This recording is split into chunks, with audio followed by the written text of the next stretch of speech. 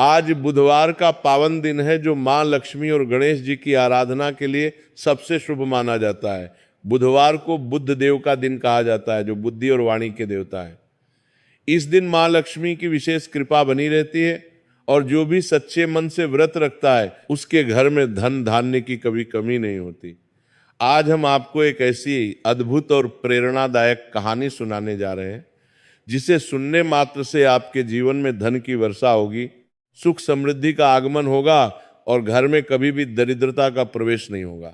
ये कथा एक ऐसे समृद्ध व्यापारी परिवार की है जिसने धन को ही भगवान मान लिया था, लेकिन धन के असली मूल्य को, उसके सही उपयोग को और दया करुणा के महत्व को पूरी तरह भूल गया था।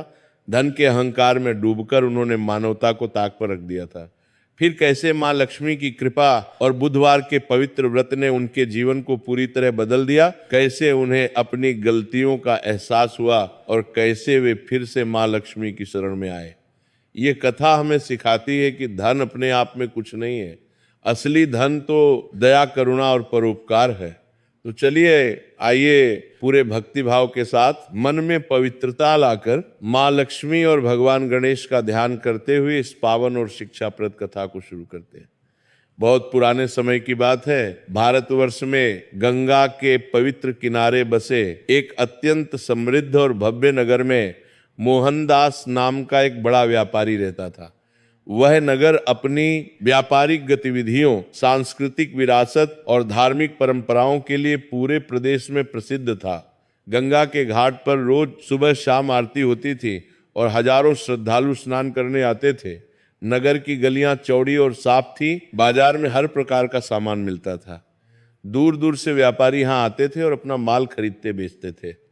मोहनदास का व्यापार इतना विशाल और व्यापक था कि पूरे प्रदेश में उसकी दुकानें और व्यापारिक केंद्र फैले हुए थे। हर नगर और कस्बे में कोई व्यापारिक ठिकाना था। वस्त्र, मसाले, अनाज, दालें, घी, तेल, आभूषण, बर्तन, औजार और न जाने क्या क्या सब कुछ उसकी तिजोरी में था। उसके विशाल गोदामों में इतना माल भरा रहता था कि बरसात के मौसम में भी जब बाजार में कमी हो जाती थी, उसके यहाँ कोई कमी नहीं होती थी। वो अकाल के समय भी माल बेचता था और मोटा मुनाफा कमाता था। मोहनदास के 3 पुत्र थे जो उसकी आंखों के तारे थे। बड़े बेटे का नाम विक्रम था जो बहुत तेज तर्रार और चतुर व्यापारी था। वह हिसाब किताब में माहिर था और हर सौदे में अधिकतम लाभ निकालने की कला जानता था। बीच वाले बेटे का नाम संजय था जो बहुत मेहनती और परिश्रमी था। वह सुबह से शाम तक दुकान और गोदाम में काम करता रहता था। सबसे छोटे बेटे का नाम देवदत्त था जो तीनों में सबसे संवेदनशील और दयालु स्वभाव का था। तीनों ही बेटे बहुत मेहनती, होशियार और व्यापार में कुशल थे। वे अपने पिता के विशाल व्यापार को संभालने में पूरी लगन और निष्ठा से काम करते थे। मोहनदास का परिवार उस नगर के सबसे अमीर, प्रतिष्ठित और सम्मानित परिवारों में गिना जाता था। उनका घर एक विशाल हवेली थी जिसमें कई कमरे, आंगन, बरामदे और बगीचे थे। हवेली की दीवारों पर सुंदर नक्काशी थी। संगमरमर के फर्श थे। हर कमरे में कीमती फर्नीचर और सजावट का सामान था। घर में हर समय रौनक और चहल पहल रहती थी। नौकर चाकर, दासियां और सहायक दर्जनों की संख्या में थे जो घर के विभिन्न कामों में लगे रहते थे। कोई रसोई संभालता था तो कोई सफाई करता था, कोई बगीचे की देखभाल करता था तो कोई मेहमानों की सेवा में लगा रहता था। बड़े बड़े व्यापारी, धनवान सेठ और नगर के रईस उनके यहाँ आते जाते रहते थे। हर समय किसी न किसी व्यापारिक सौदे की बातचीत चलती रहती थी। मोहनदास को अपनी इस अपार सफलता और समृद्धि पर बहुत गर्व और घमंड था। वह अक्सर गर्व से कहा करता था कि सब कुछ मेरी मेहनत, मेरी बुद्धिमानी और मेरी व्यापारिक कुशलता का फल है। मैंने दिन रात एक करके, अथक परिश्रम करके यह विशाल व्यापारिक साम्राज्य खड़ा किया है। किसी की मदद या कृपा से नहीं, बल्कि अपनी शक्ति से मैं यहाँ तक पहुँचा हूँ। मोहनदास की धर्मपत्नी का नाम सावित्री था। सावित्री बहुत ही सौम्य, विनम्र, दयालु और धार्मिक प्रवृत्ति की सच्चरित्र महिला थी। वह रोज सुबह ब्रह्म मुहूर्त में उठकर स्नान करती, फिर तुलसी के पवित्र पौधे को गंगाजल चढ़ाती, परिक्रमा करती और प्रार्थना करती। उसके बाद वह घर के मंदिर में दीपक जलाती, धूप अगरबत्ती लगाती, भगवान को भोग लगाती और माँ लक्ष्मी गणेश जी तथा अन्य देवी देवताओं का नाम जपती रहती थी। उसकी पूजा में अटूट श्रद्धा और भक्ति भाव होता था। सावित्री हमेशा अपने पति और बेटों को धर्म के मार्ग पर चलने की सलाह देती थी। वह कहती थी कि धन तो माया है, आज है, कल नहीं भी हो सकता, लेकिन धर्म और पुण्य के कर्म हमेशा साथ चलते हैं। हमें गरीबों की मदद करनी चाहिए, जरूरतमंदों को दान देना चाहिए और भगवान का नाम लेना चाहिए। लेकिन समय के साथ साथ घर में धन की बढ़ोतरी के साथ ही परिवार के पुरुष सदस्यों में अहंकार भी बढ़ने लगा था। मोहनदास अब धार्मिक कार्यों को समय की बर्बादी और बेकार का काम समझने लगा था। वो अक्सर कहता था कि मंदिर जाने और पूजा पाठ करने से क्या होता है, ये तो बस समय की बर्बादी है। असली मंदिर तो बाजार है, जहां धन कमाया जाता है। पैसा ही भगवान है। अगर पैसा है तो सब कुछ है। जब मैं बाजार में समय बिताता हूं तो मेरी तिजोरी भरती है, लेकिन मंदिर में समय बिताने से क्या मिलेगा सिवाय खाली हाथों के। सावित्री कई बार अपने पति को प्यार से समझाने की कोशिश करती। वे कहती कि धन तो माँ लक्ष्मी की कृपा से आता है, अगर हम उनकी पूजा नहीं करेंगे तो वे रूठ जाएंगे। लेकिन मोहनदास उसकी बातों को हंसी मजाक में उड़ा देता और कहता कि तुम औरतों को यही काम है, पूजा पाठ करो। लेकिन हम व्यापारियों को असली दुनिया में रहना पड़ता है। उसके तीनों बेटे भी धीरे धीरे पिता के ही रंग में रंगने लगे थे। वे भी पैसे को ही सब कुछ मानने लगे थे। घर में जो भी गरीब साधु संत या भिक्षुक दरवाजे पर भीख मांगने आता, उसे नौकर डांट डपट कर और धक्के देकर भगा देते थे। कभी कभार सावित्री छुपकर उन्हें कुछ खाना या पैसे दे देती, लेकिन अगर मोहनदास को पता चल जाता तो वो बहुत नाराज होता। वो कहता कि इन भिखारियों को कुछ देने की जरूरत नहीं है, ये तो बस आलसी लोग हैं जो काम नहीं करना चाहते और दूसरों की मेहनत की कमाई पर जीना चाहते हैं। एक बार की बात है, शरद छतु का सुहावना मौसम था। आसमान साफ था, हल्की ठंडक थी और नगर में व्यापार का मौसम अपने चरम पर था। दूर दूर से व्यापारी कारवां लेकर आते थे और मोहनदास के यहाँ से बड़ी मात्रा में माल खरीदते थे। उस दिन मोहनदास की तिजोरी में इतनी अधिक मात्रा में सोने की मोहरें और चांदी के सिक्के भर गए थे कि पुरानी तिजोरी में जगह नहीं बची। उसे एक नई और बड़ी तिजोरी बनवानी पड़ी, जिसमें वह अपनी बढ़ती हुई संपत्ति को रख सके। उस रात मोहनदास ने अपने तीनों प्यारे बेटों को अपने कक्ष में बुलाया। वे सभी बैठे और मोहनदास ने गर्व से कहा, देखो बेटो, आज हमारे पास इतना अपार धन है कि हम इस नगर के राजा से भी बड़े और शक्तिशाली हैं। राजा को भी अपनी प्रजा से कर वसूलना पड़ता है अपने खजाने को भरने के लिए, लेकिन हम तो स्वतंत्र और स्वायत्त व्यापारी हैं। हमारी अपनी मेहनत और बुद्धि ने हमें यहाँ तक पहुँचाया है, हमारी किस्मत ने हमारा साथ दिया है और हमारी चतुराई ने हमें ये मुकाम दिया है। विक्रम ने खुशी से कहा, पिताजी, ये सब आपकी असाधारण बुद्धिमानी और दूरदर्शिता का नतीजा है। आपने हर सौदे में बहुत समझदारी से काम किया है। संजय ने भी गर्व से हामी भरी। हाँ पिताजी, बिल्कुल सही कह रहे हैं विक्रम भाई। आपने जो सही व्यापारिक नीति और रणनीति अपनाई है, उसी के कारण हम आज इस ऊंचे मुकाम पर पहुंचे हैं। हमारे पास अब इतना धन है कि हम कई पीढ़ियों तक आराम से जी सकते हैं। देवदत्त जो तीनों में सबसे छोटा और सबसे संवेदनशील था, वो चुपचाप बैठा रहा। उसके चेहरे पर कोई खुशी या उत्साह नहीं था, बल्कि कुछ सोच विचार की रेखाएं थी। उसे इस प्रकार गंभीर और चुप सोचता देखकर मोहनदास ने पूछा, क्या हुआ देवदत्त बेटे, तुम इतने चुप और उदास क्यों हो? क्या तुम्हें हमारी समृद्धि और सफलता से खुशी नहीं हो रही? क्या कोई बात तुम्हें परेशान कर रही है? देवदत्त ने संकोच और हिचकिचाहट से कहा, पिताजी, खुशी तो बहुत है हमारे परिवार की समृद्धि देखकर, लेकिन आज दोपहर को बाजार में मैंने एक बहुत बूढ़ी और कमजोर औरत को देखा जो सड़क के किनारे बैठी हुई थी। वह भूख और कमजोरी से बेहाल लग रही थी। उसके कपड़े फटे पुराने थे और चेहरे पर दर्द और पीड़ा थी। उसने मुझसे थोड़ा सा खाने को मांगा, लेकिन उस समय मेरे पास कुछ भी नहीं था जो मैं उसे दे सकता। तब से मैं बस यही सोच रहा हूं कि हमारे पास इतना सब कुछ है, इतना अनाज है, इतना धन है, तो क्या हम ऐसे असहाय और भूखे लोगों की मदद नहीं कर सकते? क्या हमारा कोई कर्तव्य नहीं बनता? ये सुनते ही मोहनदास को तीव्र गुस्सा आ गया। उसका चेहरा लाल हो गया और उसने कड़े स्वर में कहा, देवदत्त, तुम अभी छोटे हो और बच्चे हो, इसलिए तुम्हें दुनियादारी की समझ नहीं है, तुम्हें व्यापार के सिद्धांत नहीं पता।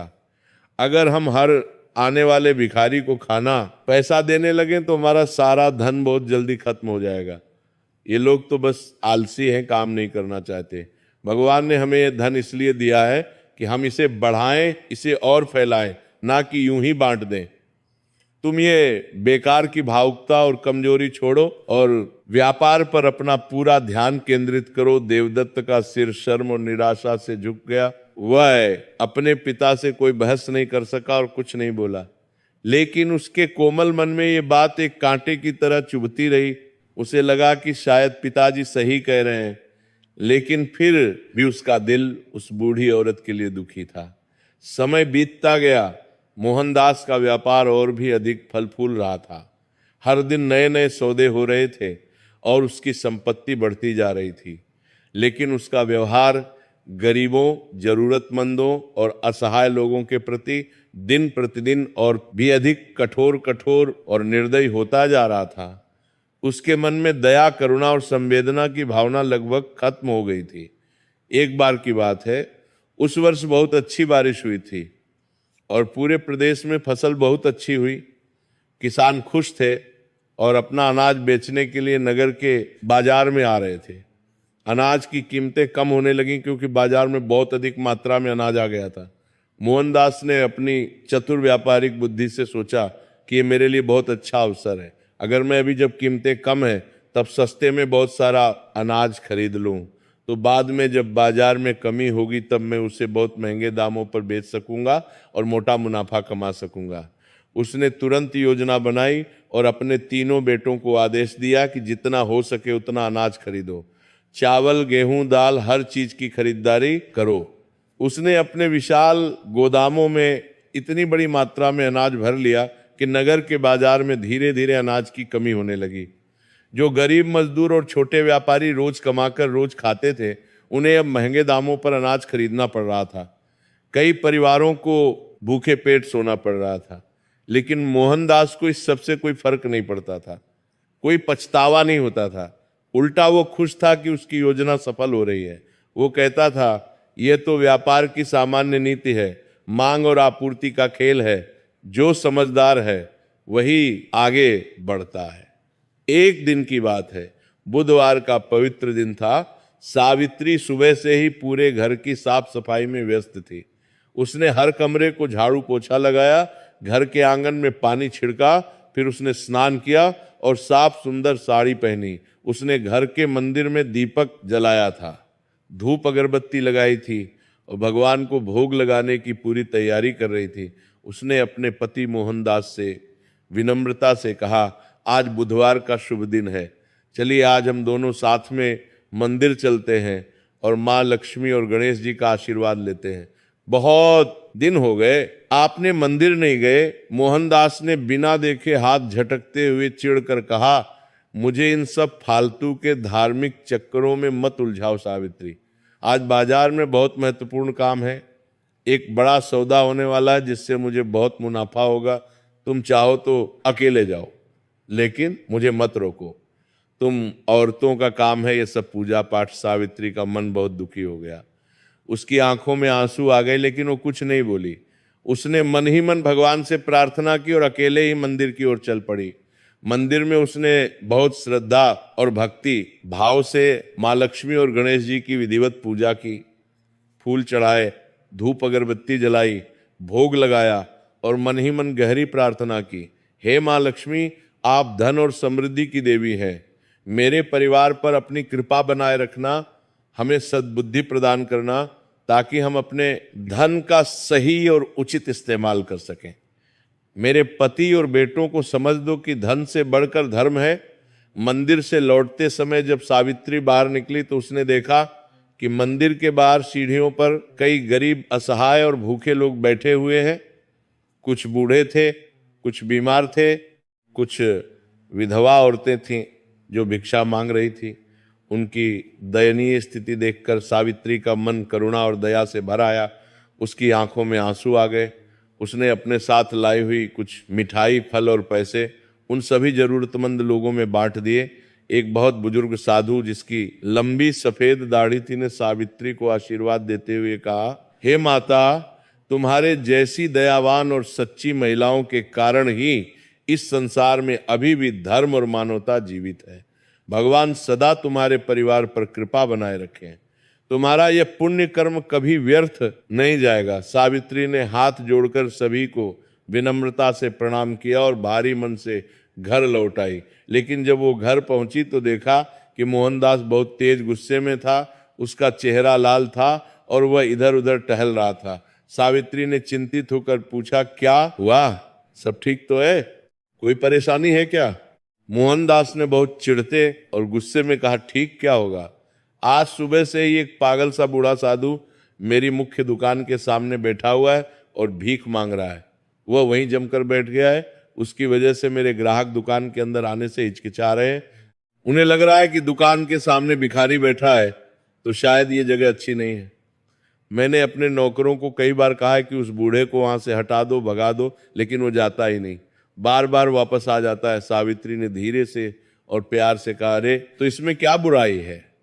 कोई बूढ़ा होगा, भूखा होगा, उसे थोड़ा खाना दे दीजिए, कुछ पैसे दे दीजिए, शायद वो संतुष्ट होकर अपने आप चला जाए। इससे आपका कुछ नहीं बिगड़ेगा बल्कि पुण्य मिलेगा। लेकिन मोहनदास ने और भी ज्यादा गुस्से में आकर कहा, तुम भी बिल्कुल उसी की तरह बेवकूफी की बात कर रही हो। अगर मैंने एक को दिया तो कल 10 और आ जाएंगे, परसों 100 आएंगे, फिर मेरी दुकान भिखारियों का अड्डा बन जाएगी। मैं ऐसा कभी नहीं होने दूंगा। उसने तुरंत अपने नौकरों को सख्त आदेश दिया कि जाओ और उस साधु को किसी भी तरीके से वहां से हटा दो, धक्के देकर भगा दो। नौकर गए और उन्होंने उस बूढ़े साधु को बहुत बुरी तरह से अपमानित किया, दुत्कारा और धक्के मारकर वहां से जबरदस्ती भगा दिया। साधु चुपचाप शांति से वहां से चला गया, कुछ नहीं बोला। लेकिन जाते जाते उसने एक बार मोहनदास की दुकान की तरफ गहरी दृष्टि से देखा और कुछ धीरे से बुदबुदाया, जो किसी को सुनाई नहीं दिया। उस रात मोहनदास को नींद में एक बहुत ही अजीब, विचित्र और डरावना सपना आया। उसने देखा कि एक बहुत तेज, चमकदार और दिव्य रोशनी में माँ लक्ष्मी साक्षात प्रकट हुई। माँ लक्ष्मी का रूप अत्यंत सुंदर था, लेकिन उनका चेहरा बहुत गंभीर, कठोर और रुष्ट था। उन्होंने अपनी दिव्य वाणी में मोहनदास से कहा, मोहनदास, तुमने अपार धन संपत्ति को पाकर घमंड और अहंकार कर लिया है। तुम ये भूल गए हो कि धन किसी का भी स्थायी साथी नहीं होता। ये आज है, कल नहीं भी हो सकता। मैं केवल वही निवास करती हूं जहां दया, करुणा, प्रेम, दान और त्याग होता है। तुम्हारे घर में अब सिर्फ लालच, अहंकार और स्वार्थ है। अगर तुम जल्दी नहीं सुधरे तो मैं तुम्हारा साथ हमेशा के लिए छोड़ दूंगी और तब तुम्हारे पास कुछ भी नहीं बचेगा। मोहनदास घबराकर डर से चीखता हुआ उठ बैठा। उसका पूरा शरीर पसीने से तर था। उसका माथा ठंडा पड़ गया था। दिल जोर जोर से धड़क रहा था। उसने इधर उधर देखा और राहत की सांस ली। उसने सोचा, ये तो बस एक बुरा सपना था, एक दुहद स्वप्न था। सुबह होते ही वो सपने को भूलकर फिर से अपनी दुकान पर चला गया और अपने व्यापार के काम में लग गया जैसे कुछ हुआ ही नहीं था। लेकिन कहते हैं ना कि भगवान पहले प्यार से इशारों में समझाते हैं, फिर चेतावनी देते हैं और अंत में जब कोई नहीं सुनता तो सबक सिखाते हैं। उस दिन से मोहनदास के व्यापार में कुछ अजीब और अप्रत्याशित घटनाएं होने लगीं। सबसे पहले तो उसका एक बहुत बड़ा सौदा, जो लगभग पक्का होने वाला था, वो अचानक और अप्रत्याशित रूप से टूट गया। वो व्यापारी जिसके साथ सौदा होना था, उसने अंतिम समय पर मना कर दिया। उसने कहा कि उसे कहीं और सस्ता और अच्छा माल मिल गया है, इसलिए वो मोहनदास से माल नहीं खरीदेगा। मोहनदास को बहुत निराशा और गुस्सा आया, लेकिन उसने सोचा कोई बात नहीं, ऐसा तो व्यापार में होता रहता है, और भी कई सौदे आएंगे। फिर कुछ ही दिनों बाद एक और बड़ी विपत्ति आई। उसके एक बड़े गोदाम में अचानक रात को भीषण आग लग गई। आग इतनी तेजी से फैली कि उसे बुझाया नहीं जा सका। बहुत सारा कीमती कपड़ा, मसाला और दूसरा माल जलकर राख हो गया। लाखों का नुकसान हो गया। मोहनदास बहुत परेशान हो गया। उसने सोचा ये तो वाकई दुर्भाग्य की बात है, लेकिन अभी भी मेरे पास बहुत कुछ बचा है, मैं फिर से सब संभाल लूंगा। लेकिन मुसीबतें यहीं नहीं रुकी, वे तो बस शुरू हुई थीं। एक दिन जब मोहनदास अपने गोदाम का निरीक्षण कर रहा था तो उसे पता चला कि उसके कुछ सबसे विश्वसनीय और पुराने नौकर, जिन पर वो आंख मूंद कर भरोसा करता था, उन्होंने उसके साथ धोखा किया है। उन्होंने महीनों से चोरी छुपे माल बेचकर पैसे हड़प लिए थे। उन्होंने खातों में गड़बड़ी की थी और एक रात सारा पैसा लेकर भाग गए थे। मोहनदास को बहुत ज्यादा गुस्सा और दुख हुआ। उसने तुरंत पुलिस में रिपोर्ट दर्ज कराई, लेकिन कुछ खास फायदा नहीं हुआ। वे नौकर कहीं दूर भाग गए थे, उसका बहुत सारा धन और माल डूब गया। अब धीरे धीरे मोहनदास को यह एहसास होने लगा था कि कुछ तो बहुत गड़बड़ है, ये सब कोई साधारण घटनाएं नहीं है। लेकिन अभी भी उसका अहंकार और घमंड उसे सच्चाई देखने नहीं दे रहा था। उसने अपने आप को समझाया कि शायद ये सब संयोग है, बुरा वक्त है जो गुजर जाएगा, मैं फिर से अपनी मेहनत से सब संभाल लूंगा। लेकिन कहते हैं ना कि मादाप करने के लिए प्रति विवाद, लक्ष्मी जब किसी से रूठ जाती हैं तो उनका वापस लौटना बहुत मुश्किल हो जाता है। मोहनदास का व्यापार अब दिन प्रतिदिन तेजी से गिरता जा रहा था।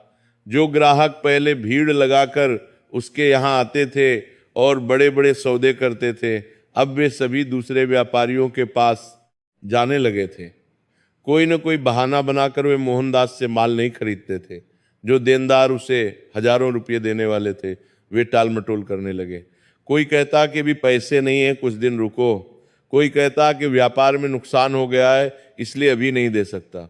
मोहनदास के बार बार जाने और मांगने पर भी उन्हें पैसे नहीं मिलते थे। और सबसे बुरी और विनाशकारी बात यह हुई कि उसके विशाल गोदाम में रखा हुआ वो सारा अनाज, जिसे वो महंगे दाम में बेचकर मोटा मुनाफा कमाना चाहता था, उस पूरे अनाज में घुन और कीड़े लग गए। धान में दीमक लग गई, गेहूं में कीड़े पड़ गए, दालों में घुन लग गई। पूरा अनाज बर्बाद और बेकार हो गया। वह न तो बेचने लायक रहा न खाने लायक। करोड़ों रुपए का नुकसान हो गया। अब तो मोहनदास को पूरी तरह से समझ आने लगा था कि यह सब कुछ साधारण या संयोग नहीं है, कोई बहुत बड़ी शक्ति उससे नाराज है।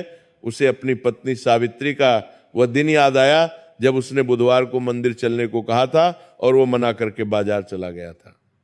उसे वो सपना भी याद आया जिसमें मां लक्ष्मी ने चेतावनी दी थी। एक शाम जब मोहनदास बहुत परेशान, निराश और हताश होकर घर लौटा तो सावित्री ने उसे इतना चिंतित और दुखी देखा कि उसका दिल दुख से भर गया। उसने चिंता से पूछा, क्या हुआ, सब ठीक तो है? आप इतने परेशान क्यों लग रहे हैं? मोहनदास ने गहरी सांस भरी और सब कुछ विस्तार से बता दिया। कैसे व्यापार डूब रहा है, कैसे एक के बाद एक मुसीबतें आ रही हैं, कैसे ग्राहक छोड़ रहे हैं, कैसे अनाज बर्बाद हो गया। सब कुछ सुनकर सावित्री ने गहरी और लंबी सांस ली। उसकी आंखें नम हो गईं, लेकिन उसने धैर्य रखा। उसने प्यार और समझदारी से कहा, मैं तो पहले से ही कहती आ रही थी कि धन के साथ साथ धर्म भी बहुत जरूरी है। अगर हम अपने धन का कुछ हिस्सा दान में नहीं देंगे, गरीबों की मदद नहीं करेंगे, भगवान को याद नहीं करेंगे, तो माँ लक्ष्मी रूठ जाती है। जब माँ लक्ष्मी रूठती है तो सारा धन पानी की तरह बह जाता है। तुमने उस दिन जिस साधु को अपनी दुकान से धक्के देकर भगाया था, वह कोई साधारण साधु नहीं था। वह जरूर कोई सिद्ध पुरुष या माँ लक्ष्मी की परीक्षा थी। उसे भगाकर तुमने बहुत बड़ी गलती की। मोहनदास को अब अपनी गलती का पूरा एहसास हो रहा था। उसकी आंखों में पछतावे के आंसू थे। उसने हाथ जोड़कर कहा, तो अब मैं क्या करूं? मेरा सब कुछ तो लगभग खत्म हो रहा है, क्या अब कोई रास्ता है? सावित्री ने आशा भरे स्वर में कहा, हाँ एक रास्ता है। कल बुधवार है। बुधवार का दिन माँ लक्ष्मी और गणेश जी का पवित्र दिन होता है।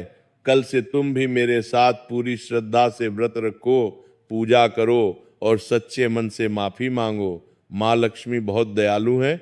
अगर तुम्हारा पश्चाताप सच्चा है तो वे जरूर माफ कर देंगे। शायद माँ लक्ष्मी की कृपा फिर से हो जाए। अगली सुबह मोहनदास ने अपने पूरे जीवन में पहली बार बहुत ही श्रद्धा और भक्तिभाव से बुधवार का व्रत रखा। उसने ब्रह्म मुहूर्त में उठकर गंगा स्नान किया, साफ धुले हुए नए कपड़े पहने, फिर घर लौटकर घर के मंदिर में माँ लक्ष्मी और गणेश जी की विधिवत पूजा की। उसने फूल धूप अगरबत्ती चढ़ाई, दीपक जलाया, मिठाई का भोग लगाया और फिर मन ही मन बहुत गहरी और सच्ची प्रार्थना की, हे माँ लक्ष्मी, मुझसे बहुत बड़ी भूल हो गई। मैं अहंकार और घमंड में अंधा हो गया था। मैंने सोच लिया था कि मेरी मेहनत से ही सब कुछ हुआ है। मैं ये भूल गया था कि आप ही धन की देवी हैं और सब कुछ आपकी कृपा से ही होता है। मैंने गरीबों का अपमान किया, साधु को भगाया, जरूरतमंदों की मदद नहीं की। अब मुझे अपनी गलती का पूरा एहसास हो गया है। कृपया मुझे माफ कर दो और मुझे एक मौका दो। मैं वादा करता हूं कि अब से मैं अपने धन का सही इस्तेमाल करूंगा, गरीबों की मदद करूंगा, जरूरतमंदों को दान दूंगा, कभी अहंकार नहीं करूंगा। पूजा के बाद मोहनदास ने अपनी पत्नी से कहा, आज से हर बुधवार को हम गरीबों को भोजन कराएंगे, जरूरतमंदों को कपड़े देंगे, भूखों को खाना देंगे, मंदिर में दान करेंगे। सावित्री को बहुत खुशी हुई, उसकी आंखों में खुशी के आंसू थे। उसे लगा कि उसके पति के मन में सच्चा बदलाव आ रहा है। उसी दिन मोहनदास ने अपने घर के सामने कई गरीब और जरूरतमंद लोगों को बुलाया और उन्हें पेट भरकर भोजन कराया। उसने अपने हाथों से उन्हें परोसा, उसने कपड़े बांटे, पैसे दिए, सभी ने उसे आशीर्वाद दिया। लेकिन एक व्रत से सब कुछ तुरंत बदल नहीं गया। मोहनदास का व्यापार अभी भी लगातार गिर रहा था। उसके पास जो धन बचा था वह भी धीरे धीरे खत्म होता जा रहा था। अब तो उसे अपने पुराने मित्रों और दूसरे व्यापारियों से कर्ज लेना पड़ रहा था। घर का खर्च चलाने के लिए भी पैसों की तंगी होने लगी थी। लोग जो पहले उसका बहुत सम्मान करते थे, अब उसे देखकर मुंह फेर लेते थे। कोई उससे बात नहीं करना चाहता था। उसकी इज्जत कम होने लगी थी। लोग आपस में फुसफुसाते थे, देखो वो मोहनदास जो इतना घमंडी था, आज उसकी क्या हालत है। यही होता है जब कोई अहंकार करता है। मोहनदास के तीनों बेटे भी बहुत परेशान और चिंतित थे। विक्रम ने एक दिन कहा, पिताजी ये सब आखिर क्या हो रहा है? हम दिन रात मेहनत कर रहे हैं, पूरी लगन से काम कर रहे हैं, लेकिन कुछ भी सही नहीं हो रहा है। हर काम में रुकावट आ रही है। संजय ने भी निराशा से कहा, हाँ पिताजी, ऐसा लग रहा है जैसे हमारी किस्मत ही फूट गई है, जैसे कोई अदृश्य शक्ति हमारे खिलाफ काम कर रही है, जो कि हमारी दूरी से रही है। हम क्या करें? देवदत्त, जो तीनों में सबसे छोटा और सबसे समझदार था, उसने धीरे से कहा, पिताजी शायद हमें और भी ज़्यादा विनम्र बनना होगा, हमें और ज़्यादा दान करना होगा और ज़्यादा गरीबों की सेवा करनी होगी। माँ लक्ष्मी की पूजा पूरी श्रद्धा से करनी होगी, तभी उनकी कृपा होगी। मोहनदास ने गहरी सांस ली और कहा, हाँ बेटे, तुम बिल्कुल सही कह रहे हो। मैंने जो गलतियां की हैं उनका प्रायश्चित करना होगा, धैर्य रखना होगा। उसके बाद मोहनदास ने हर बुधवार को नियमित रूप से व्रत रखना जारी रखा। वह मंदिर जाता, माँ लक्ष्मी और गणेश जी की पूजा करता, गरीबों को भोजन कराता, जरूरतमंदों की मदद करता। धीरे धीरे उसके मन में एक अद्भुत बदलाव आने लगा। अब उसे धन से ज्यादा धर्म और सेवा में रुचि और शांति मिलने लगी। जब वो किसी गरीब की मदद करता तो उसे एक अलग ही आनंद और संतोष मिलता था। जब वो किसी भूखे को खाना खिलाता तो उसका दिल खुशी से भर जाता था। वो महसूस करने लगा था कि असली खुशी धन में नहीं बल्कि दूसरों की सेवा में है। एक दिन वो बाजार से गुजर रहा था तो उसने देखा कि एक बूढ़ा आदमी सड़क के किनारे गिर पड़ा है और तेज धूप में बेहोश पड़ा है। आसपास बहुत लोग थे, लेकिन कोई भी उसकी मदद करने के लिए नहीं रुका। सभी अपने अपने काम में व्यस्त थे। पहले तो मोहनदास भी आगे बढ़ने लगा, लेकिन फिर उसके मन में कुछ हुआ। उसे लगा कि अगर मैं इस समय इस असहाय बूढ़े की मदद नहीं करूंगा तो मेरा व्रत और पूजा सब बेकार है। वह तुरंत रुका, उस बूढ़े आदमी के पास गया, उसे सहारा देकर बैठाया, अपनी पानी की बोतल से उसे पानी पिलाया, उसके चेहरे पर पानी के छींटे मारे। कुछ देर में बूढ़ा व्यक्ति होश में आया। उसने बताया कि वो बहुत दूर से आया है और रास्ते में भूख और थकान से बेहोश हो गया। मोहनदास ने उसे पास की दुकान से खाना खरीद कर खिलाया, फिर उसे उसके गंतव्य तक पहुंचाने का इंतजाम किया। बूढ़े आदमी ने बहुत आशीर्वाद दिया और कहा, बेटा भगवान तुम्हारा भला करे, तुमने आज मेरी जान बचाई है, माँ लक्ष्मी तुम पर सदा प्रसन्न रहे। मोहनदास के मन को बहुत शांति मिली। इसी तरह कई महीने बीत गए। मोहनदास का व्यापार तो अभी भी नहीं सुधरा, आर्थिक स्थिति अभी भी कमजोर थी, लेकिन उसका मन जरूर बहुत शांत, सुकून भरा और संतुष्ट हो गया था। अब उसे धन की चिंता और भाग दौड़ से ज्यादा सेवा, दान और भक्ति में असली खुशी मिलने लगी थी। उसके तीनों बेटे भी धीरे धीरे उसके इस बदलाव से प्रभावित हुए। वे भी अपने पिता के साथ इस पवित्र काम में लग गए। सभी हर बुधवार को नियमित रूप से मंदिर जाते, पूजा करते, व्रत रखते और गरीबों की सेवा करते। लोग उन्हें देखकर आश्चर्यचकित और हैरान होते थे। कोई कहता था, देखो वो मोहनदास जो कभी इतना घमंडी और अहंकारी था, आज देखो कितना बदल गया है, कितना विनम्र हो गया है। कोई व्यंग्य से कहता था, अरे धन चला गया, सब खत्म हो गया, तो भगवान की शरण में आ गया। लेकिन मोहनदास को अब किसी की बात की कोई परवाह नहीं थी। उसे अब सच्ची शांति, असली सुख और आंतरिक संतोष मिल रहा था। वो समझ गया था कि धन से बड़ी चीज है मन की शांति और संतोष। एक बुधवार की बात है, मोहनदास और उसके तीनों बेटे मंदिर में पूरी श्रद्धा और भक्ति भाव से पूजा कर रहे थे। पूजा समाप्त होने के बाद वे मंदिर के बाहर आए, जहां वे हमेशा की तरह गरीबों को भोजन करा रहे थे। आज भी उन्होंने बहुत सारा प्रसाद, भोजन, फल और मिठाई तैयार की थी।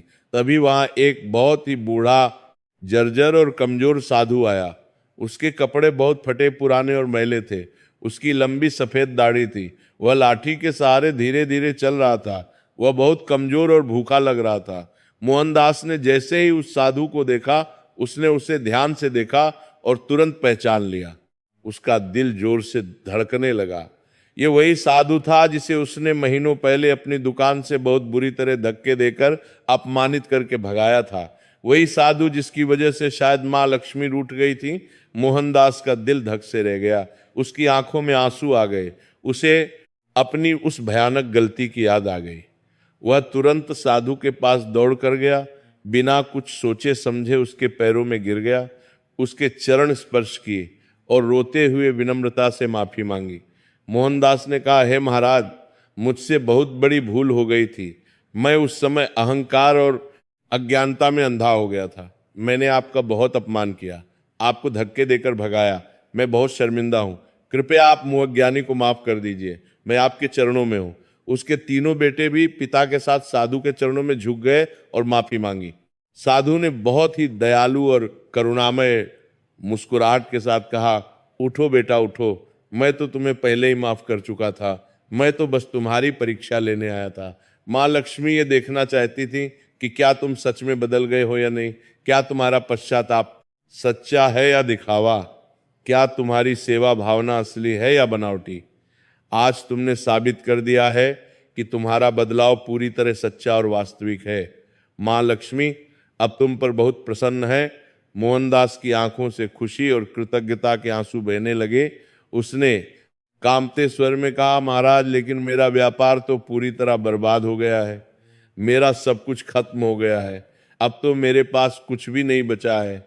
साधु ने गहरी और ज्ञानपूर्ण दृष्टि से देखते हुए कहा, बेटा, धन तो सिर्फ माया है। वह तो आता जाता रहता है, आज है कल नहीं। असली और स्थायी धन तो वह है जो तुमने अपने हृदय में जमा किया है। दया, करुणा, सेवा भाव, संतोष और शांति, यही असली धन है। लेकिन तुम चिंता बिल्कुल मत करो। माँ लक्ष्मी की कृपा और आशीर्वाद से तुम्हारा व्यापार बहुत जल्द फिर से चमकेगा, पहले से भी ज्यादा सफल होगा। लेकिन हमेशा याद रखना, इस बार जो धन आएगा उसे सही सदुपयोग और धर्म के काम में लगाना। सिर्फ अपने लिए नहीं, बल्कि दूसरों के लिए भी। गरीबों की मदद करना, भूखों को खाना देना, बीमारों की सेवा करना और कभी कभी अहंकार मत करना। धन माँ लक्ष्मी की कृपा है, उसे उनका प्रसाद समझकर बांटना। साधु ने मोहनदास और उसके परिवार को हाथ उठाकर आशीर्वाद दिया और फिर धीरे धीरे वहां से चला गया। मोहनदास और उसके बेटे बहुत देर तक हैरान और आश्चर्यचकित खड़े रहे। वे नहीं जानते थे कि ये साधु कोई साधारण इंसान नहीं, बल्कि देवदूत या स्वयं किसी देवता का अवतार था। अगले ही दिन से मोहनदास के जीवन में एक अद्भुत और चमत्कारी परिवर्तन शुरू हो गया। सुबह जब मोहनदास अपनी दुकान पर गया तो एक बड़े और प्रतिष्ठित व्यापारी का संदेशवाहक उसके पास आया। उसने कहा कि उसके मालिक सेठ रामदास जी आपसे मिलना चाहते हैं। वे एक महत्वपूर्ण व्यापारिक प्रस्ताव लेकर आना चाहते हैं। मोहनदास आश्चर्यचकित हुआ। सेठ रामदास उस प्रदेश के सबसे अमीर और प्रभावशाली व्यापारियों में से एक थे। वे उससे क्यों मिलना चाहेंगे? मोहनदास ने तुरंत हामी भर दी। दोपहर में सेठ रामदास स्वयं मोहनदास की दुकान पर आए। उन्होंने बहुत सम्मान और आदर से कहा, मोहनदास जी, मैंने आपके बारे में बहुत कुछ सुना है। मुझे पता चला है कि आप बहुत ईमानदार, न्यायप्रिय और सेवाभावी इंसान हैं। आप गरीबों की मदद करते हैं, धर्म के काम करते हैं। मैं ऐसे ही व्यक्ति की तलाश में था। मेरे पास बहुत सारा धन और संसाधन है, लेकिन व्यापार चलाने का अनुभव और कुशलता नहीं है। मैं चाहता हूं कि आप मेरे साथ साझेदारी करें, हम दोनों मिलकर व्यापार करें। मैं पूंजी लगाऊंगा और आप अपना अनुभव और कौशल, मुनाफा हम दोनों बराबर बांट लेंगे। ये हम दोनों के लिए फायदेमंद होगा। मोहनदास को अपने कानों पर विश्वास नहीं हो रहा था।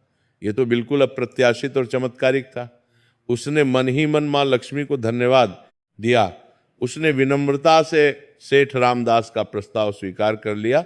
दोनों ने मिलकर एक नया बड़ा व्यापार शुरू किया। सेठ रामदास ने बहुत बड़ी पूंजी लगाई, मोहनदास ने अपना अनुभव, बुद्धि और मेहनत लगाई, और फिर धीरे धीरे मां लक्ष्मी की असीम कृपा से मोहनदास का व्यापार फिर से तेजी से चमकने लगा, पहले से भी बेहतर। लेकिन इस बार मोहनदास ने कोई गलती नहीं की।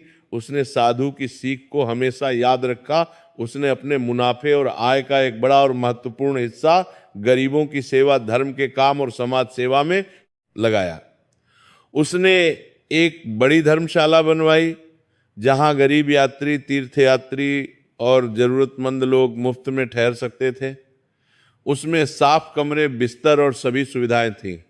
उसने एक भोजनालय खोला जहां हर दिन सैकड़ों गरीब और भूखे लोगों को मुफ्त में पौष्टिक और स्वादिष्ट भोजन मिलता था। कोई भी आ सकता था, कोई भेदभाव नहीं था। उसने बीमार और असहाय लोगों के लिए मुफ्त दवाई की व्यवस्था की। एक छोटा चिकित्सालय खोला जहां गरीबों का मुफ्त इलाज होता था। उसने गरीब बच्चों के लिए एक पाठशाला खोली जहां उन्हें मुफ्त शिक्षा दी जाती थी। किताबें, कॉपियां, सभी सामग्री मुफ्त मिलती थी। हर बुधवार को उसके घर पर सैकड़ों गरीबों को भोजन कराया जाता था। हर त्योहार पर गरीबों को कपड़े और उपहार बांटे जाते थे। कुछ ही सालों में मोहनदास फिर से उस नगर और पूरे प्रदेश का सबसे बड़ा, सफल और समृद्ध व्यापारी बन गया। लेकिन इस बार उसमें कोई अहंकार, घमंड या अभिमान नहीं था। वो बहुत विनम्र, दयालु और सेवाभावी था। लोग अब उसे सिर्फ एक व्यापारी के रूप में नहीं, बल्कि एक महान समाज सेवक और धर्मात्मा के रूप में देखते थे। हर कोई उसका बहुत सम्मान करता था। बच्चे, बूढ़े, जवान सभी उसे आदर की दृष्टि से देखते थे। एक दिन नगर के राजा ने मोहनदास को अपने भव्य दरबार में सम्मान पूर्वक बुलाया। पूरा दरबार सजा हुआ था। राजा ने सिंहासन से उठकर मोहनदास का स्वागत किया। राजा ने कहा, मोहनदास, तुमने अपने जीवन में एक बहुत बड़ा, महान और प्रेरणादायक बदलाव किया है। तुम अब सिर्फ एक साधारण व्यापारी नहीं हो, बल्कि एक महान समाज सेवक और आदर्श व्यक्ति हो। तुम्हारे काम से हजारों लोगों को फायदा हो रहा है। तुमने गरीबों की सेवा की है, भूखों को खाना दिया है, बीमारों की मदद की है। मैं पूरे दरबार की उपस्थिति में तुम्हें नगर सेठ का सम्मान और उपाधि देता हूं। मोहनदास ने हाथ जोड़कर बहुत विनम्रता से कहा, हे महाराज, ये सब मां लक्ष्मी की असीम कृपा और आशीर्वाद है। मैंने तो बस अपनी गलतियों से सीखा है। मुझे जो कुछ भी मिला है वो सब उनकी कृपा है। मैं तो बस उनका दास हूं। राजा ने प्रसन्न होकर मुस्कुराते हुए कहा, यही तो सच्ची बुद्धिमानी और विनम्रता है मोहनदास। तुम धन्य हो। मोहनदास ने अपने तीनों प्यारे बेटों को भी यही अमूल्य शिक्षा और संस्कार दिए। एक दिन उसने तीनों को बुलाया और गंभीरता, दर्शन आपको बुलाता है, से कहा, प्रिय बेटो सुनो, धन तो आता जाता रहेगा, आज है कल नहीं भी हो सकता, लेकिन सद्गुण, सेवा भाव, दया, करुणा और धर्म हमेशा हमारे साथ रहते हैं। यही हमारी असली पूंजी है। हर बुधवार को नियमित रूप से मां लक्ष्मी और गणेश जी की पूजा करो, व्रत रखो, गरीबों और जरूरतमंदों की सेवा करो। कभी भी अहंकार, घमंड या अभिमान मत करना। धन को भगवान की देन और कृपा समझो। उसका सही उपयोग करो, सिर्फ अपने लिए नहीं बल्कि दूसरों के लिए भी जियो। यही जीवन का असली उद्देश्य है। तीनों बेटों ने अपने पिता की अमूल्य बात को गांठ बांध ली। उन्होंने वादा किया कि वे इस शिक्षा को हमेशा याद रखेंगे और अपनी आने वाली पीढ़ियों को भी सिखाएंगे।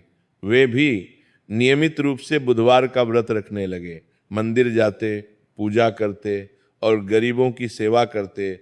देवदत्त जो तीनों में सबसे छोटा और सबसे संवेदनशील था, वह तो पूरी तरह सेवा और धर्म में लीन हो गया। उसने अपने हिस्से का सारा धन लेकर एक बहुत बड़ी भव्य धर्मशाला बनवाई। वहां सैकड़ों कमरे थे। उसने वहीं रहना शुरू कर दिया और खुद रहकर गरीबों, यात्रियों और जरूरतमंदों की सेवा करने लगा। वह एक महान समाज सेवक बन गया। कुछ साल बाद एक बार फिर वही रहस्यमय साधु मोहनदास के घर आया, लेकिन इस बार उसका रूप बदला हुआ था। वह बहुत तेजस्वी, दिव्य और प्रभावशाली लग रहा था। उसके चेहरे पर एक अलौकिक चमक थी। मोहनदास ने उसे दूर से ही देख लिया और पहचान लिया। वह तुरंत दौड़ कर गया और बहुत श्रद्धा से उसके पैर छुए। पूरा परिवार साधु के चरणों में नतमस्तक हुआ। साधु ने बहुत प्रसन्नता और संतोष से कहा, मोहनदास, तुमने बहुत अच्छा काम किया है। तुमने न सिर्फ अपना जीवन बदला, बल्कि सैकड़ों हजारों लोगों का जीवन भी बदल दिया। माँ लक्ष्मी तुम पर बहुत बहुत प्रसन्न है। यही सच्ची सफलता है, यही असली धन है। साधु ने मोहनदास को एक छोटी सी सुंदर पोटली दी और कहा, इसे बहुत संभाल कर रखना। ये एक विशेष और पवित्र मंत्र है। हर बुधवार को इस मंत्र का जाप करना। इससे तुम्हारे घर में हमेशा के लिए सुख, शांति, समृद्धि और माँ लक्ष्मी की कृपा बनी रहेगी। मोहनदास ने कांपते हाथों से वह पवित्र पोटली ली। उसने उसे खोला तो उसमें एक छोटी सी सुंदर पुस्तिका थी। उसमें बुधवार व्रत की संपूर्ण विधि, कथा और मंत्र बहुत सुंदर लिखावट में लिखे थे। मोहनदास ने उसे बहुत ध्यान और श्रद्धा से पढ़ा। उसमें लिखा था कि जो व्यक्ति हर बुधवार को पूरी श्रद्धा से व्रत रखता है, माँ लक्ष्मी और गणेश जी की पूजा करता है, गरीबों को भोजन कराता है और इस पवित्र कथा को पढ़ता या सुनता है, उसके घर में कभी भी धन की कमी नहीं होती। उसका परिवार हमेशा सुखी और समृद्ध रहता है। सभी प्रकार की बाधाएं दूर होती हैं। मोहनदास ने उसी दिन से यह पवित्र नियम बना लिया कि हर बुधवार को पूरा परिवार मिलकर यह कथा पढ़ेगा या सुनेगा, गरीबों को भोजन कराएगा और माँ लक्ष्मी की पूजा करेगा। समय की नदी बहती रही। मोहनदास बूढ़ा होता गया, उसके बाल सफेद हो गए, लेकिन उसका चेहरा हमेशा शांत, प्रसन्न और संतुष्ट रहता था। उसके बेटे अब परिपक्व हो गए थे और पूरा व्यापार संभाल रहे थे। लेकिन बुधवार का व्रत, कथा और गरीबों की सेवा का नियम कभी नहीं टूटा।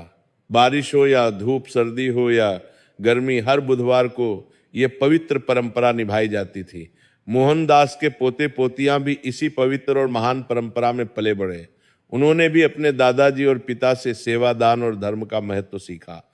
वे भी बचपन से ही पूजा में बैठते, व्रत रखते और गरीबों की सेवा करते। मोहनदास का परिवार अब पूरे नगर में सबसे सम्मानित, आदर्श और प्रसिद्ध परिवार बन गया था। लोग कहते थे कि यह परिवार सिर्फ धन से नहीं, बल्कि अपने सद्गुणों, चरित्र और सेवा भाव से सच्चा अमीर है। एक दिन मोहनदास बहुत गंभीर रूप से बीमार पड़ गया। उसकी उम्र बहुत हो गई थी।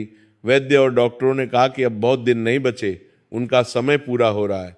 मोहनदास ने अपने तीनों बेटों, पोते पोतियों और पूरे परिवार को अपने पास बुलाया। सभी उसके पास इकट्ठे हुए। सबकी आंखों में आंसू थे। मोहनदास ने कमजोर लेकिन स्पष्ट आवाज में कहा, प्रिय बच्चों, मेरा समय अब खत्म होने वाला है, मुझे जाना है। लेकिन मैं बहुत खुश और संतुष्ट हूं, क्योंकि मैंने अपना जीवन सार्थक और अच्छे से जिया।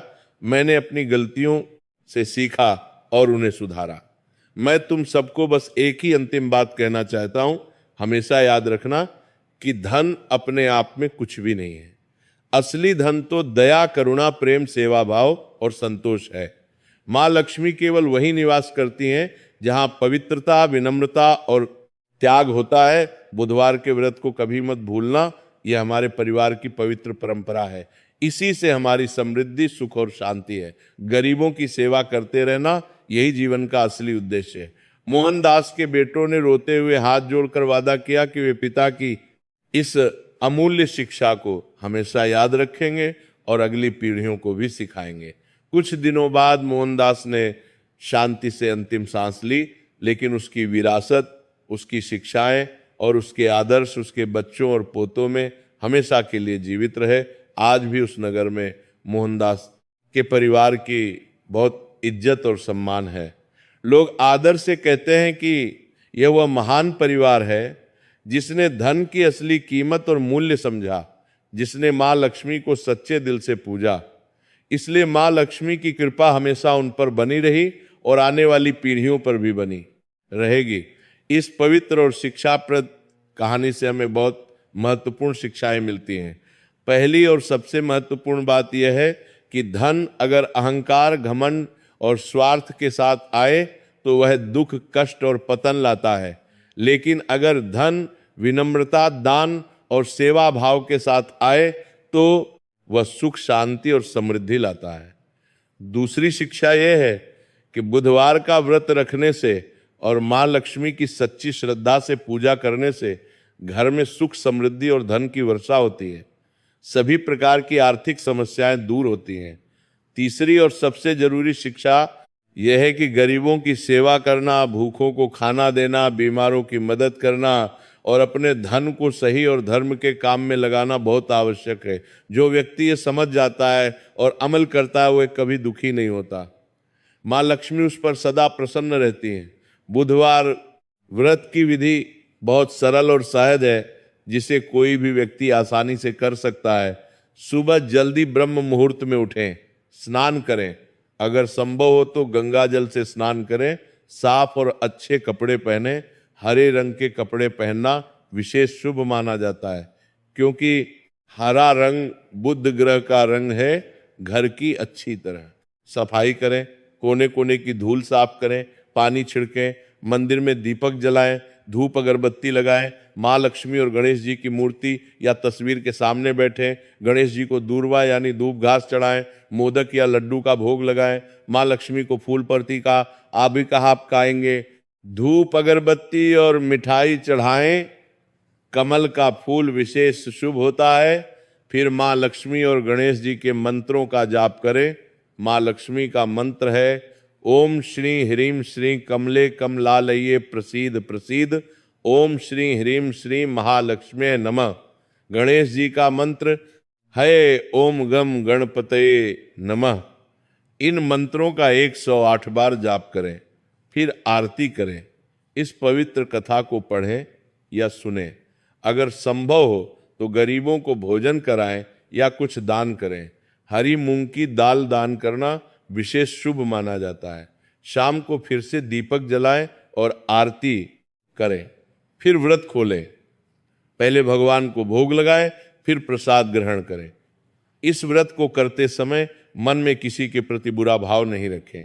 सच्चे और पवित्र मन से भगवान को याद करें। जो व्यक्ति लगातार श्रद्धा और भक्ति भाव से बुधवार का व्रत करता है, उसके जीवन में बहुत सारे सकारात्मक और चमत्कारी बदलाव आते हैं। उसकी बुद्धि तेज और कुशाग्र होती है, निर्णय लेने की क्षमता बढ़ती है, व्यापार और नौकरी में उन्नति और सफलता मिलती है, आर्थिक समस्याएं दूर होती हैं, घर में धन की वर्षा होती है, परिवार में सुख, शांति और प्रेम बढ़ता है, पारिवारिक कलह और झगड़े कम होते हैं। सबसे बड़ी बात यह है कि व्यक्ति का मन शांत, संतुष्ट और प्रसन्न रहता है। चिंता और तनाव कम होते हैं, जीवन में सकारात्मकता आती है। माँ लक्ष्मी की कृपा से सभी कार्य सिद्ध होते हैं। बुधवार के दिन हरे रंग के कपड़े पहनना बहुत शुभ माना जाता है। हरा रंग समृद्धि और विकास का प्रतीक है। इस दिन हरी सब्जियां खाना भी अच्छा माना जाता है। तुलसी के पौधे को जल चढ़ाना बहुत शुभ होता है। बुधवार के व्रत में मुख्य रूप से चावल, नमक और तेल का त्याग किया जाता है। लेकिन अगर किसी को पूर्ण व्रत रखने में शारीरिक कठिनाई हो तो वो फलाहार कर सकता है। फल, दूध, दही, साबूदाना, मखाना और सूखे मेवे खाए जा सकते हैं। लेकिन जो व्यक्ति पूर्ण निर्जल या पूर्ण व्रत रखता है उसे अधिक फल मिलता है। व्रत के दिन सात्विक भोजन ही करें। मांस, मछली, अंडा, प्याज, लहसुन का सेवन बिल्कुल नहीं करना चाहिए। झूठ नहीं बोलना चाहिए। किसी से लड़ाई झगड़ा नहीं करना चाहिए। क्रोध पर नियंत्रण रखना चाहिए। मां लक्ष्मी को खुश करने के लिए सबसे जरूरी है घर की स्वच्छता। कहते हैं कि मां लक्ष्मी केवल वही निवास करती हैं जहां साफ सफाई होती है। इसलिए हर बुधवार को घर की विशेष सफाई करें। व्रत करते समय संकल्प लेना जरूरी है। संकल्प में आप ये वचन लें कि मैं पूरी श्रद्धा से व्रत कर रहा हूं, मां लक्ष्मी की कृपा से मेरे परिवार में सुख समृद्धि बनी रहे। बुधवार के व्रत को कितने समय तक करना चाहिए इसकी कोई निश्चित सीमा नहीं है। कुछ लोग 11 बुधवार का संकल्प लेते हैं, कुछ लोग 21 बुधवार का, कुछ लोग 43 बुधवार का, और कुछ लोग पूरे जीवन हर बुधवार को व्रत रखते हैं। ये आपकी श्रद्धा और इच्छा पर निर्भर करता है। लेकिन एक बार जो संकल्प लें उसे पूरा अवश्य करें। बीच में व्रत नहीं छोड़ना चाहिए। अगर किसी अपरिहार्य कारण से व्रत टूट जाए तो अगले बुधवार को विनम्रता से माफी मांगकर फिर से शुरू करें। निरंतरता बहुत महत्वपूर्ण है। नियमित रूप से व्रत करने से ही पूर्ण फल मिलता है। मां लक्ष्मी आपकी श्रद्धा और निष्ठा को देखती हैं। इस पवित्र कथा को सुनने या पढ़ने के बाद हाथ जोड़कर मां लक्ष्मी से विनम्रता से प्रार्थना करें, हे मां लक्ष्मी, आप धन समृद्धि और सुख की देवी हैं। आप सभी को सुख और शांति प्रदान करती हैं। हम आपके पवित्र चरणों में विनम्रता पूर्वक नमन करते हैं। हमारे घर और परिवार में सदा आपकी कृपा, दया और आशीर्वाद बने रहें। हमारे जीवन में सुख समृद्धि, शांति और प्रेम बना रहे। हमें सद्बुद्धि और विवेक दें ताकि हम धन का सही सदुपयोग कर सकें। हम कभी अहंकार में ना आए, हमेशा विनम्र बने रहे। हमें शक्ति दें कि हम दीनों, गरीबों और असहायों की सेवा कर सकें। हे माँ, आपकी जय हो। आपकी अनंत कृपा हम पर बनी रहे। गणेश जी से भी पूरी श्रद्धा से प्रार्थना करें, हे गणेश जी, आप विघ्नहर्ता हैं। आप सभी बाधाओं, विघ्नों और समस्याओं को दूर करते हैं। हम आपके पवित्र चरणों में नतमस्तक होकर नमन करते हैं। हमारे जीवन से सभी बाधाएं, कष्ट और समस्याएं दूर करें। हमें बुद्धि, विवेक और समझ दें। हमारे सभी कार्य सफल और सिद्ध हों। हम जो भी काम करें उसमें आपका आशीर्वाद और मार्गदर्शन बना रहे। हे गणेश जी, आपकी जय हो। आप हम पर सदा प्रसन्न रहें। बुधवार के दिन दान का बहुत विशेष और महत्वपूर्ण महत्व है। दान करने से माँ लक्ष्मी बहुत प्रसन्न होती हैं। अगर आप अधिक दान नहीं कर सकते तो कम से कम एक जरूरतमंद व्यक्ति को भोजन अवश्य कराएं, या फिर किसी गरीब को फल, मिठाई या कुछ पैसे दे दें। किसी गरीब बच्चे को कपड़े, किताबें या खिलौने दे दें। हरी मूंग की दाल दान करना बुधवार को बहुत शुभ माना जाता है। हरे कपड़े, हरी सब्जियां या कोई भी हरे रंग की चीज दान करना अच्छा होता है। गायों को हरा चारा खिलाना बहुत पुण्य का काम है। दान करते समय सच्चे मन से करें। दिखावे के लिए या अहंकार से दान करने का कोई फल नहीं मिलता। विनम्रता और प्रेम से दान करें। जो व्यक्ति अपनी क्षमता के अनुसार नियमित दान करता है उसके घर में कभी धन की कमी नहीं होती। बुधवार के व्रत में मंत्र जाप भी बहुत आवश्यक और महत्वपूर्ण है। मंत्रों में अद्भुत शक्ति होती है। जब हम श्रद्धा से मंत्रों का जाप करते हैं तो उनकी दिव्य ऊर्जा हमारे जीवन में सकारात्मक परिवर्तन लाती है। मां लक्ष्मी के कुछ प्रमुख और शक्तिशाली मंत्र हैं। ओम श्री ह्रीम श्री कमले कमलालय प्रसिद्ध प्रसिद्ध ओम श्रीम ह्रीम श्री महालक्ष्मी नमः मंत्र धन और समृद्धि के लिए बहुत शक्तिशाली है। इसका नियमित जाप करने से आर्थिक समस्याएं दूर होती हैं। ओम महालक्ष्मी च विद्महे विष्णुपत्ने च धीमहि तन्नो लक्ष्मी प्रचोदयात्। यह माँ लक्ष्मी का गायत्री मंत्र है। इसके जाप से माँ लक्ष्मी की विशेष कृपा होती है। गणेश जी का सबसे सरल और प्रभावी मंत्र है ओम गौ गणपतये नमः। इस मंत्र का जाप करने से सभी विघ्न और बाधाएं दूर होती हैं। हर नए काम की शुरुआत में यह मंत्र जपना चाहिए। इन मंत्रों का जाप 108 बार करना चाहिए। अगर माला नहीं है तो उंगलियों पर गिनती कर सकते हैं। मंत्र जाप करते समय मन को एकाग्र और शांत रखें। किसी और विचार को मन में ना आने दें। पूरा ध्यान माँ लक्ष्मी और गणेश जी पर केंद्रित करें। बुधवार के व्रत में तुलसी का भी बहुत विशेष और पवित्र महत्व है। तुलसी को माँ लक्ष्मी का ही एक स्वरूप माना जाता है। कहा जाता है कि जिस घर में तुलसी का पौधा होता है वहाँ माँ लक्ष्मी का वास होता है। हर बुधवार को तुलसी के पौधे को गंगाजल या साफ जल चढ़ाएं। तुलसी की परिक्रमा करें। तुलसी के पत्ते तोड़कर भगवान को चढ़ाएं। लेकिन ध्यान रहे कि तुलसी के पत्ते कभी भी शाम को या रात को नहीं तोड़ने चाहिए। केवल सुबह या दोपहर में ही तुलसी के पत्ते तोड़े। तुलसी के पौधे के पास दीपक जलाना बहुत शुभ होता है। शाम के समय तुलसी के पास दीपक जलाएं और आरती करें। तुलसी के पौधे की देखभाल करना बहुत पुण्य का काम है। नियमित रूप से पानी दें और साफ सफाई रखें। मां लक्ष्मी को स्वच्छता बहुत प्रिय है। कहा जाता है कि मां लक्ष्मी केवल उसी घर में निवास करती है जहां साफ सफाई, पवित्रता और स्वच्छता होती है। गंदगी और अव्यवस्था से मां लक्ष्मी रूठ जाती हैं। इसलिए हर बुधवार को घर की विशेष और संपूर्ण सफाई करें। कोने कोने की धूल साफ करें, फर्श को पोछें, पानी छिड़कें, कबाड़ और बेकार का सामान हटाएं। घर में सकारात्मक ऊर्जा बनाए रखें। घर के मुख्य द्वार पर रंगोली बनाना बहुत शुभ होता है। रंगोली से घर में सौंदर्य और सकारात्मकता आती है। मां लक्ष्मी रंगोली से सजे घर में प्रवेश करना पसंद करती हैं। घर के मंदिर को हमेशा साफ रखें। नियमित रूप से दीपक जलाएं, धूप अगरबत्ती लगाएं। मंदिर में कभी भी पुराने मुरझाए फूल या बासी प्रसाद न रखें। ताजा फूल चढ़ाएं और ताजा प्रसाद लगाएं। बुधवार व्रत करते समय यह भी बहुत महत्वपूर्ण है कि घर में प्रेम, सद्भाव और शांति बनी रहे। मां लक्ष्मी वहीं रहती हैं जहां परिवार के सदस्यों में आपसी प्रेम, सम्मान और समझ होती है। परिवार के बड़ों का सम्मान करें, माता पिता की सेवा करें, छोटों को प्यार दें, आपस में झगड़ा लड़ाई न करें, किसी को बुरा भला न कहें, एक दूसरे की मदद करें, साथ में भोजन करें, साथ में पूजा करें। पति पत्नी में प्रेम और विश्वास होना चाहिए। दोनों को एक दूसरे का सम्मान करना चाहिए। बच्चों को अच्छे संस्कार देने चाहिए। उन्हें धर्म और सेवा की शिक्षा देनी चाहिए। जिस घर में प्रेम और शांति होती है वहां मां लक्ष्मी स्थायी रूप से निवास करती है। परिवार की एकता ही सबसे बड़ा धन है। बुधवार के व्रत में कथा सुनना या पढ़ना बहुत आवश्यक है। कथा से हमें शिक्षा मिलती है। हमें समझ आता है कि धन का सही उपयोग कैसे करना चाहिए, अहंकार क्यों नहीं करना चाहिए, गरीबों की सेवा क्यों जरूरी है। पूरे परिवार को साथ बैठकर कथा सुननी चाहिए। बच्चों को भी कथा सुनाएं, इससे उनमें अच्छे संस्कार विकसित होते हैं। वे धर्म का महत्व समझते हैं। कथा सुनते समय पूरा ध्यान दें, मन को एकाग्र रखें। कथा की शिक्षाओं को अपने जीवन में उतारने का प्रयास करें।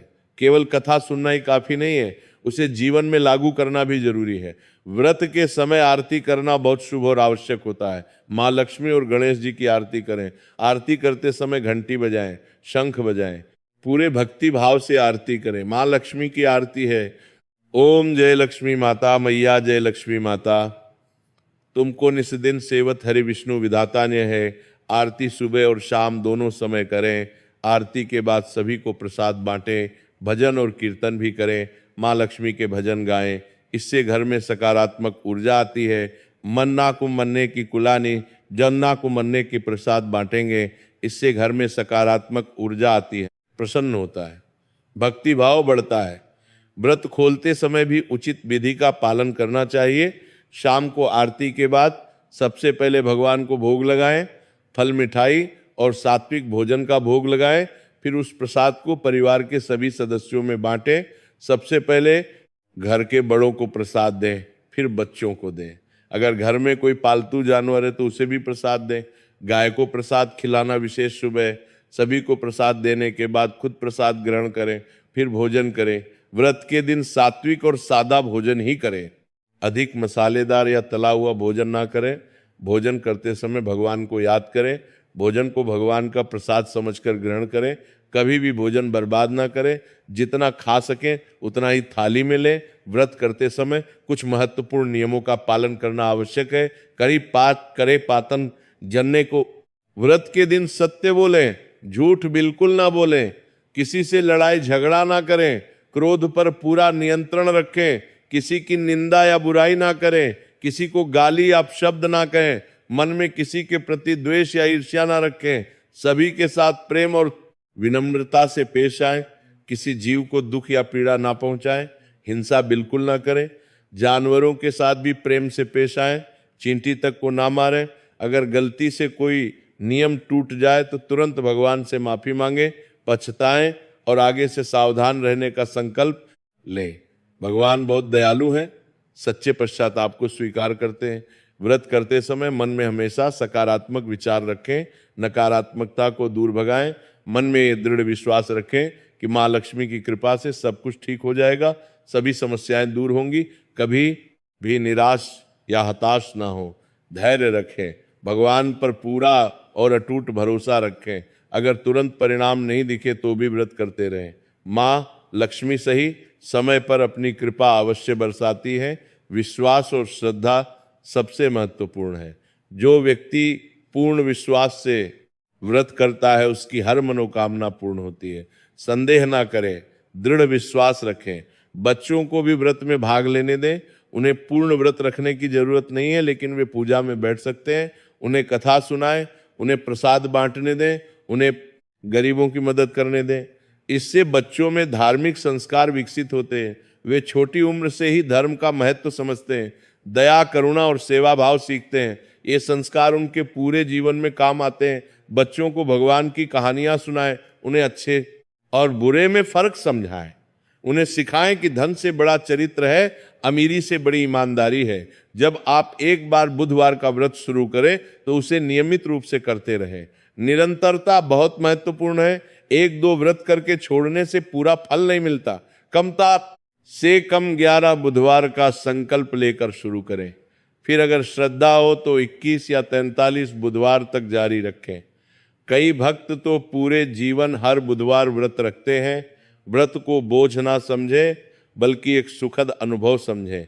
ये माँ लक्ष्मी से जुड़ने का एक माध्यम, ये आपके जीवन को बेहतर बनाने का एक रास्ता है।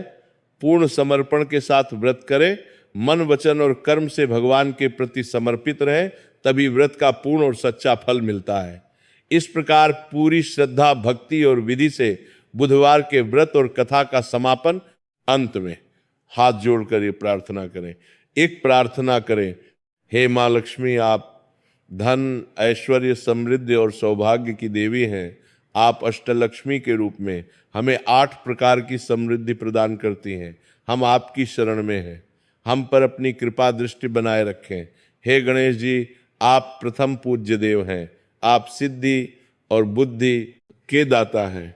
हमारे सभी कार्यों में सफलता प्रदान करें, सभी विघ्नों को दूर करें।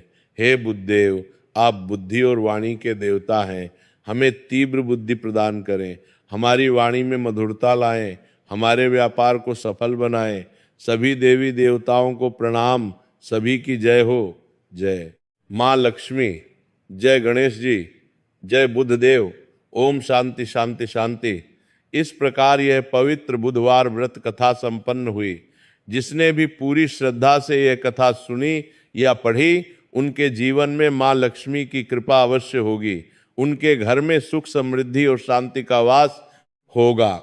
सभी मनोकामनाएं पूर्ण होंगी। हर हर महादेव। जय माँ लक्ष्मी, जय गणेश जी, जय बुद्धदेव। ओम शांति शांति शांति।